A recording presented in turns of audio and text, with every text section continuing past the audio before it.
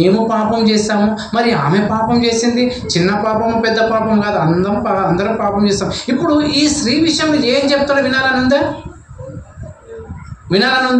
ఇక్కడ మనం వచ్చాం, వినాలని ఉందా? వింటాం కానీ మన ఇష్టం వచ్చినట్టు వస్తాం. ఆ శాస్త్రాలకు పరిస్థితులకు ఏం తెడలేదు, వాళ్ళకి మనకేమీ తెడలేదు.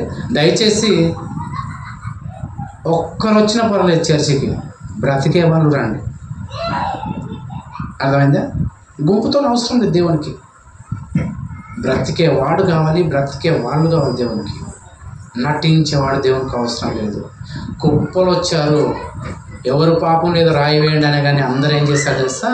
ఏం చెప్తాడో వినాలని లేదు, రాళ్ళు పడేసి వెళ్ళిపోమని లేదు. యేసుప్రభు వింటారేమని చూస్తున్నాడు. యేసుప్రభు వినడం అంటే ఏంది?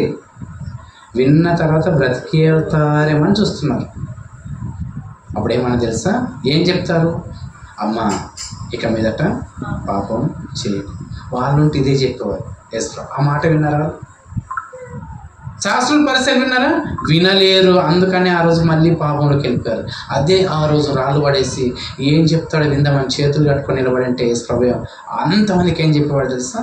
ఇదిగో ఈవెన్ పాపం చేశారని మీరు చెప్తున్నారు కదా, మీరు పాపం చేశారు, ఇక మీదట మీరు పాపం చేయకండి అని చెప్పేవాడు. పిల్లలు ఆ మాట వినలేరు.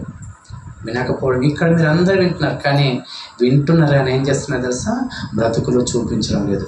అది మన ఆత్మీయ జీవితానికి నాశనం, మన కుటుంబానికి నాశనం, మన సంఘానికి నాశనం, మన జీవితానికి కూడా నాశనం. అర్థమవుతుందా?